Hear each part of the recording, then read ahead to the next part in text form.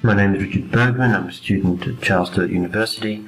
This is my seminar on deep learning. What is it good for? It's a part of ITC 571, Emerging Technologies and Innovation. Thank you for your time. We'll be covering briefly the history of artificial neural networks. Where did they come from? How did we get here? Some of the early problems. Where does deep learning fit into the toolbox of machine learning technologies that we've had for many years? The relationship between artificial neural networks and deep learning. When is it the right choice? When is deep learning the right tool for the right job? AI is so full of silver bullets that have been the poster child for AI at the time, and then only to be left in disappointment. It's important to know when it is the right tool. How close are we to human-level artificial intelligence? Are we there yet? This is one of the big questions, and many people, such as Elon Musk, are pouring literally millions of dollars into exploring this question and the ethics of should we actually create a human-level AI. And finally, we'll finish with some questions and hopefully answers.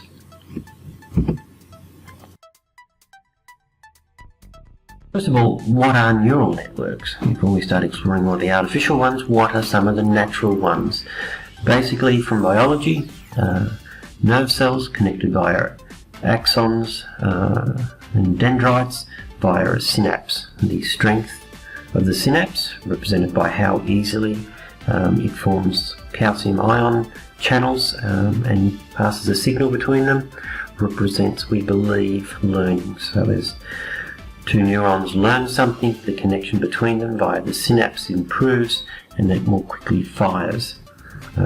Forgetting is represented by a weakening of the synaptic juncture, and this basic model is what inspires artificial neural networks.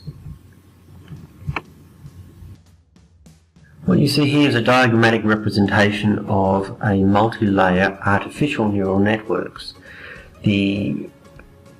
Sometimes the input layer is regarded as layer 0, but generally we only think of the layers as the summing weights leading to functions and then the subsequent layers. So in this example there are 3 layers, not including the input layer. Each input signal is passed to every function via a weight between 0 and 1. These weights are summed along with a small biasing factor and fed into a function, maybe a sigmoid function or a step function. This function will take the summed inputs of all the weights and put out a 0 or a 1 or some value in between. That value will then go into the next layer, which is fully connected to every function, and so on and so forth. This way the neural network can solve very complicated problems, essentially being a function, a super function emulator. But also, as you can see, the number of calculations and summations and multiplications and function calls grow exponentially as the number of inputs and the number of layers increase. Early problems, solutions and stagnations. Despite a promising start, the first difficulty with the early networks was that they were single layer networks, and it was very quickly shown that they could only solve basically simple linear problems for which other solutions were more available. At first there was no algorithm known to train multi-layer networks which would be required for solving more higher dimensional linear problems, or problems that needed higher dimensions to separate out to linear solutions. It was only until the invention of the backpropagation algorithm that made multi-layer neural networks feasible. Third problem was feature detectors needed to be hand-coded or in some other fashion made available to the network. So it was only the old GIGO, garbage in, garbage out, was only as good as the inputs. So the researchers had to determine what features to feed these networks, and some pre-processing was needed to normalise the inputs to get effective and efficient training. Fourth problem, there was not enough training data for serious problems. And these fully connected networks were capable of memorizing small data sets. So if you had a large multi-layer network with many inputs and many layers, would essentially just memorize all the training data, wouldn't generalize. If you had a serious problem with lots of training available, then you needed a supercomputer cluster to run the backpropagation algorithm to train it. It was computationally extremely intense. Problem 6, if you could solve it with an artificial neural network back in the 80s and 90s, then there were far easier techniques available to solve the same problem. So where does deep learning fit in the toolbox? Well, as you may have gathered, deep learning is artificial neural networks. But rather than 3 to 5 layers in a traditional network, deep learning uses literally hundreds of layers of networks. You immediately think, well, this will be a problem because we won't have enough training data and we'll never be able to do the calculations. So there is a number of solutions that have come up over the years, from researchers inventing or discovering the convolutional and pooling technologies, which were inspired by examining the visual cortex of animals. Convolution approaches were basically breaking the images up into small subsets and presenting this to the neural network to learn. The pooling then took these convoluted features and pooled them, and again vastly reduced the data traffic between the layers. Essentially, convolution and pooling solved the problem of feature detectors needing to be hand-coded by researchers. The network itself would learn what features were useful, and this was a huge breakthrough. Not only did you not need to calculate or detect the features and work it out by hand, it also made the problem of tractability, computational tractability, much more plausible, as there were many optimizations available to reduce the computational load. No doubt this is why animals evolved the same solution, or similar solution. Problem 4, not enough training data for serious problems. Well, thank you, Internet.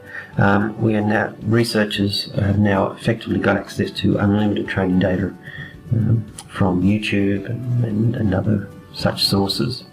Problem 5, if you had a serious problem with lots of training data that needed a supercomputer cluster, well, we'd like to thank the computer games industry and graphical processing units, GPUs, for giving us effectively unlimited processing power. This laptop that I'm working on this is a mid-range device, has a 2000 processing node graphical processing chip in it that can support the NVIDIA toolset. Major supercomputers today are built on GPUs, and through Amazon Web Services, researchers around the world for modest costs can access vast GPU-based supercomputers.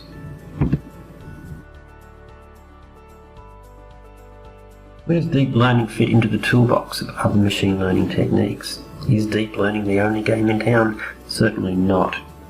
I'd like to thank Witten et al. For their seminal book on data mining. There are many other techniques in machine learning: Bayesian networks, classification rules, linear models, clustering, ensemble learning, where the above techniques are combined in various ways. All these techniques do, however, require the researcher to identify the attributes of the data that the model needs to learn. And in that regard, they are simpler, effective, but if you don't have the features known beforehand, then you do need to move over to the more complex deep learning approach. But it is not necessarily the only approach. Where the features are well known or can be inferred from other data, then these other techniques will usually outperform them and require a far smaller cost to develop the solution. So when is it the right choice? Well, where we have tens to hundreds of millions of training examples and unknown features, deep learning is the right choice. Some examples: Baldi et al. Searching for exotic particles in a high-energy physics experiment. The neural networks are taking in the millions of events that occur in high-energy physics. Drukov et al. Image classification and object detection, a fairly classical almost traditional approach in this fast-moving area. Noda et al. Bringing into speech, the use of speech in deep neural networks and audio-visual recognition. Sheehan et al. Took it another step further in analysing genome sequences and population genetics. Suk et al.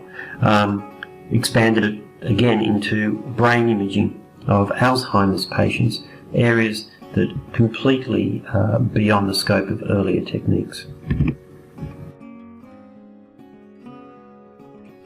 Close are we to human-level AI?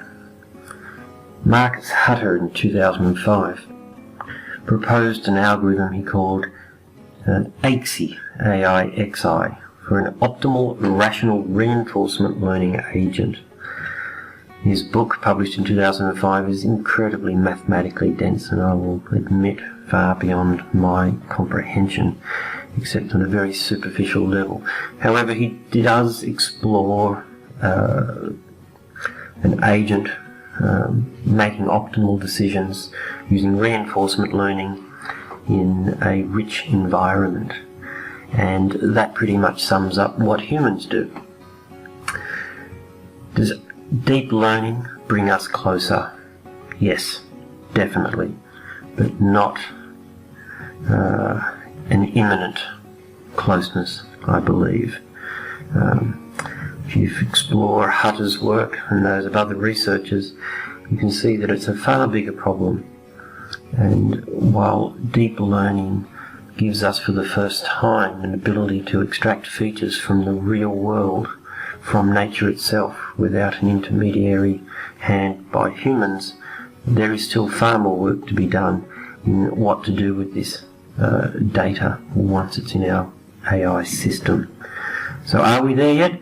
No, we're not. But we are closer.